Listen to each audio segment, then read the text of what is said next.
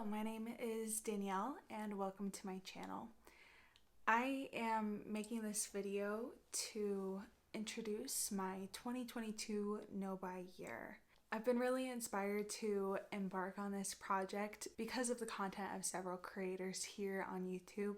Namely, Hannah Louise Poston has been a great inspiration to me. I watched all of her no-buy year videos over the past few months and really resonated with a lot of what she shared about her relationship with spending prior to her no-buy year. And I was inspired and decided that it might be the best fit for me to move forward with a no-buy year of my own. So that's why we're here, and thank you for clicking on my video. I'm glad that you stumbled upon it. I want to start by sharing my reasons for starting this no-buy year. I actually have started the no-buy year already, to be honest. I had been planning on starting the no-buy year in 2022, and I found myself in November around Black Friday really spending outside of my means, panic buying, as all of the no-buy experts would say, and I did not like that about myself. I didn't like that I was spending exorbitant amounts of money just so that I could feel better about entering into a year of no buying. So I decided to start my project early. I actually decided just at the very end of November to start in December, so I didn't really have any more time to pick up last minute things, and I just dove in. So I'm actually 1 month into my no buy.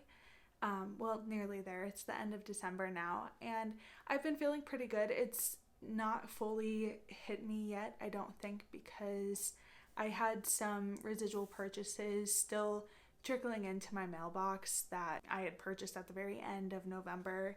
And then we entered into Christmas, and I'm actually allowing myself to buy gifts during my no-buy. Thankfully, otherwise it would have been a very depressing Christmas for some people in my family. So I had other things that I was buying and packages that were being delivered at my house. So now I'm at the point, it's the end of December, we're heading into 2022, and it's just now starting to hit me that this is real. I'm really going to go a year without buying much of anything. I have some accountability with my spouse, but I thought, why not just make it official, and put it online where it will never die. So I want to start by sharing my reasons for entering into the no-buy, and then I will share the rules for my no-buy. So reason number one why I am entering into a no-buy for the year of 2022, I have been using shopping as a form of escapism for about the past year and a half, maybe closer to 2 years, and I'm sure that you can guess why that might be, or what significant event might have sparked a sudden change in my spending. I think that I can speak for pretty much everybody when I say that 2020 and 2021 have been very difficult years. The pandemic has been a difficult experience for me personally, just as it has been difficult globally, and certain aspects of the past several years have also been difficult as an American living in the United States. So in order to help cope with those things and those stressors, I have turned to shopping as a way to disengage from the anxiety of the past several years and to self-soothe. And the thing about shopping that is so effective, I guess, in dissociating and disengaging, is that it allows you to indulge the fantasy self. If you have watched Hannah Louise Poston, I'm sure that you are familiar with the idea of the fantasy self. She talks a lot about the concept of the fantasy self. If you haven't watched her, I would highly recommend that you do. She has great content, even if you're not interested in no-buy content specifically. But just so that we're all on the same page, if you're not familiar, the idea of the fantasy self is really just the idea of ourselves that we all have in our heads, or the idea of a future self or a fantasy self, even if it's not something that could realistically happen in our future. So something I think is common for people to feel about their fantasy self. Their fantasy self is somebody maybe wealthier than they are, maybe more successful than they are at this point in their lives. Successful is subjective, but whatever you feel successful is. And one way of disengaging from the stress of real life is to overindulge in the daydream or the fantasy, right, of this fantasy self. So one way that I personally have really indulged my own fantasy self is by overspending on cosmetics and other little luxuries. So I'm talking makeup, skincare, even candles, and other household little non-essential items. I want to be sure to say that I don't think that buying these sorts of items is inherently wrong in any way. I think it's normal to be attracted to beauty or to whatever idea of luxury you might have in your mind. All of that is normal, and that's okay. That's more than acceptable. That's encouraged, that you might have things that make you feel good about yourself, and even to indulge in those things every once in a while. And for myself, because this has gone hand in hand with overspending, spending outside of my means or what I should be spending on little luxury type of items, I've found that I'm buying things that I'm not even really sure that my true self, the self that is fully embedded in reality right now, that version of myself actually even likes. Part of that is because I've been buying things at such a rate that I can't even keep up with what I'm buying. And, you know, in saying this, I'm not a wealthy person. Part of my spending has been self-limiting. It should have been way more limiting than it has been over the past year, especially. I'm not out here dropping thousands of dollars a month, but I've been spending outside of my means. And I've been spending enough that I know that I don't fully know everything that I own. Specifically with makeup and skincare, I have been purchasing things without keeping in check with my actual preferences.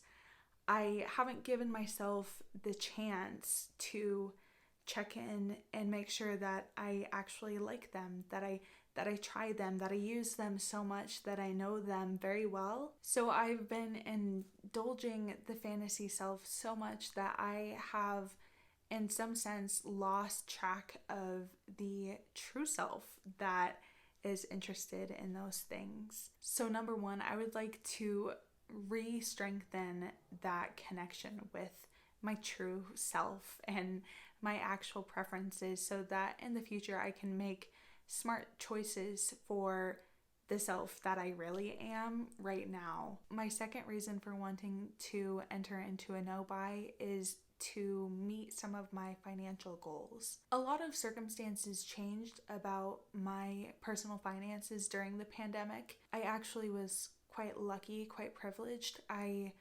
graduated from grad school during the pandemic and was able to find a job pretty soon after I graduated. So I've been so privileged to be able to be employed during this time, but I haven't been paying anything on my student loans, and I haven't been putting money aside for the day that does happen. I've pretty much just been burying my head in the sand and hoping that day never came around. Thankfully, it's been pushed back later into 2022, so I do have the opportunity now to start putting money aside for when those payments do start. I also have some other things that changed more recently about my finances. I actually got married in 2021, and so a lot of circumstances around my finances changed due to that, and there are some expenses that we need to make up for within our savings, and we would like to go on a honeymoon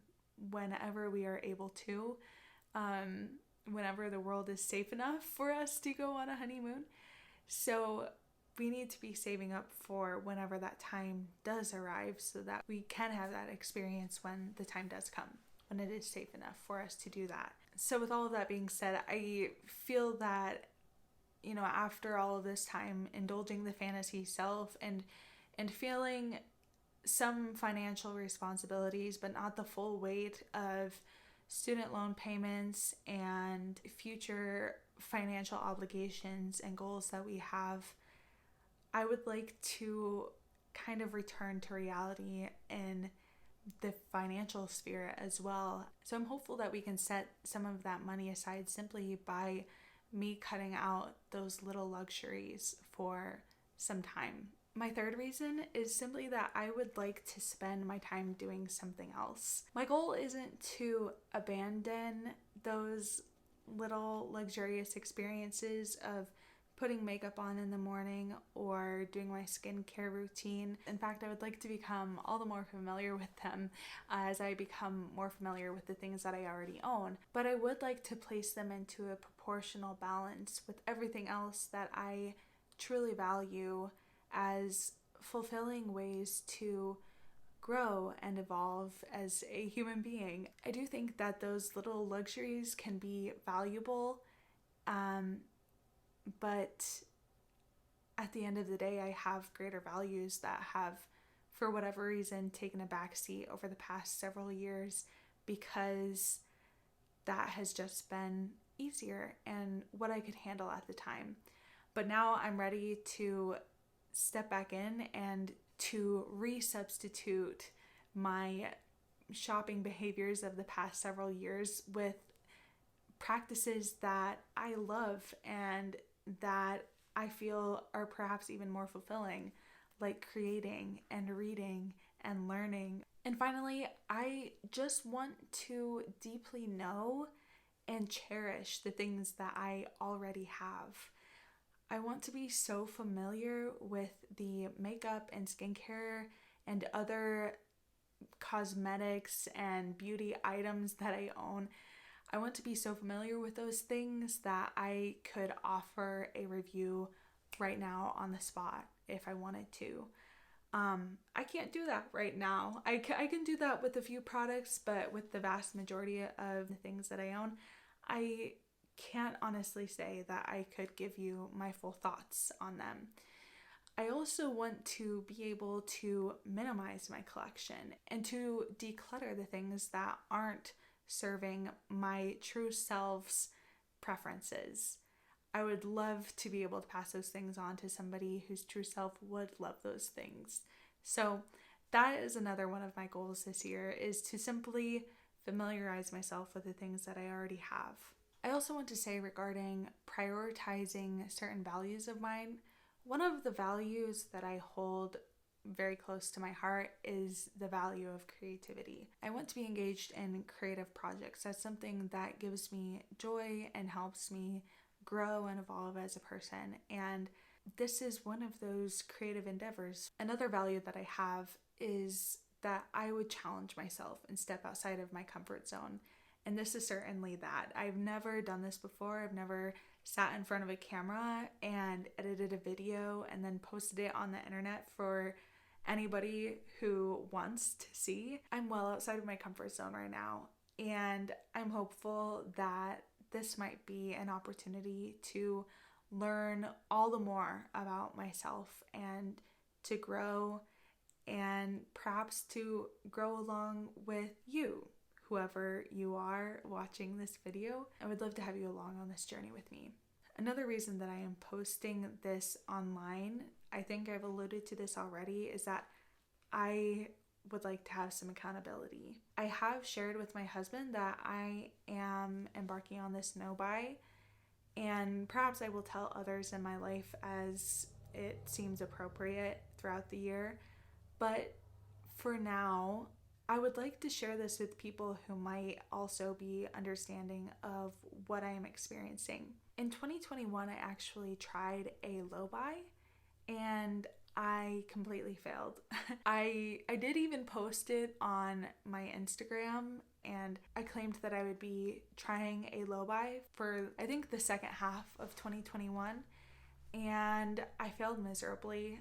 I started just hiding the things that I was buying, and then eventually I just decided to act like it had never even happened. I'd never mentioned that I had the goal of doing a low buy for 2021. I do have more faith that I will hold fast to my promise to myself of fulfilling the no buy this year. I wasn't fully committed in 2021 when I tried the low buy. This time I want to doubly, triply ensure that I will follow through. So not only have I fully committed to my own self, I have told my spouse about my project, and now I'm telling you. Now you know, and I'm glad to have you along on this journey with me. And I would love to have you follow along with me and communicate with me. But even if you don't, I can still have the knowledge that there has probably been somebody who has seen this video out there, and maybe at the end of the year they might check in. So even if you don't stick with it though, I really hope that you do. I will still feel that accountability. So this is helping me to feel all the more committed to this project. And now finally for the no buy rules. There are a number of categories that I will generally not be purchasing from. I do have the exception for most of these categories that I can purchase one item once I completely empty that category. I will talk about those exceptions as needed as I go through each category, but generally speaking, if I don't touch on it, just assume that I can buy one product at a time once the category is empty. So first off, I will not be buying any makeup in 2022. The main category for which I can almost ensure I will buy products is brow products. I tend to go through at least one or two brow gels a year and a brow pencil or two or three or however many. I haven't actually kept count of how many I use in a year, but I'm almost 100% positive that I will have to buy at least one, because I do have a limited brow product inventory. But there are also plenty of categories that I can ensure that I won't be purchasing anything for. I can assure you that I will not be able to purchase any eyeshadow palettes in 2022. I also will not be buying any blushes or lipsticks or even glosses. There's plenty of things that I have an excess of that I will not be able to purchase in 2022. Next up is skincare. Again, I will be replenishing empty categories, so I can already tell you that I will have to buy new cleansers as I use them up. Otherwise, in my skincare, I'm not sure that I will have much to replace. Sheet masks might be a category in which I can buy a replacement pack. I don't know. We'll see how much I can use. I can almost assure you that I won't be buying any serums this year unless there's a certain type of treatment that I am missing, like a brightening treatment or something of the like. I will not be buying any perfume in 2022. I do have two categories of perfume. I really enjoy like a unisex type of fresh scent, and then kind of like a dark and sultry perfume. Also more on the unisex side. This won't happen, but if it did happen that I ran out of either one of those categories, I didn't have any other perfumes or perfume samples that fit into either of those categories, then I would allow myself to purchase one to fulfill that category. I won't be buying any nail polish in 2022 The only thing that I could see myself buying is a base coat or top coat. As you can probably see behind me, I really love houseplants, and I won't be buying any houseplants this year. Even if I kill all of the plants that I have, I won't be allowing myself to buy a new houseplant this year. I think this is the only category that I have no exceptions for. I also won't be buying any tea in 2022. I love tea. I'm a tea drinker. I'm also a coffee drinker and like a hot chocolate drinker. I just really love warm drinks. But my husband bought me the perfect birthday gift in 2021. He actually bought me a personalized subscription box of tea that arrives every month. So I know that I will have some new teas coming into my life for the next few months. So I don't need to be purchasing any additional teas. I also have quite a collection right now. I'm not sure how much I will use up in 2022, but I don't anticipate buying any more over the course of the year. And then last but not least, I will not be buying any extra bath or hair care items. I do have a couple of exceptions for this category. I like to have several different types of shampoo on hand. One, a treatment shampoo, and then the other just like a gentle daily shampoo. And then I also like to have a more deeply hydrating and a lighter conditioner on hand. So there may be some exceptions there, but perhaps I'll change my mind through the year. The other exception that I have is that I tend to use bar soap as my body soap. And when I buy bar soap, I prefer to buy handmade soap from small businesses. So when I do that, I prefer to buy a few bars at a time, just so that I'm not buying one bar like each month or each couple of months, or however quickly I go through it. It just seems more effective to just choose a brand and buy a few bars from that brand, so then I have a stash for a little while. But again, perhaps I'll change my mind throughout the year.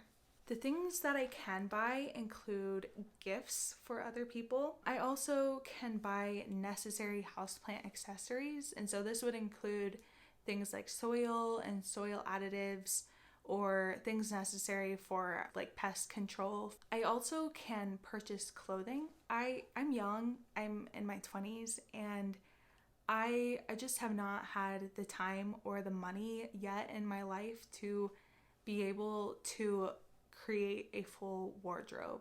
So this year I would like to make a concerted effort to build a wardrobe that I am happy with and that is versatile and fits into my lifestyle. I also am allowed to buy candles this year, or other non-essential purchases, or things that fit into that little luxuries kind of category that haven't been mentioned previously in this video. But I do have a strict $200 budget each month that I can use to spend on replacements and these other things that I've just mentioned that I may buy.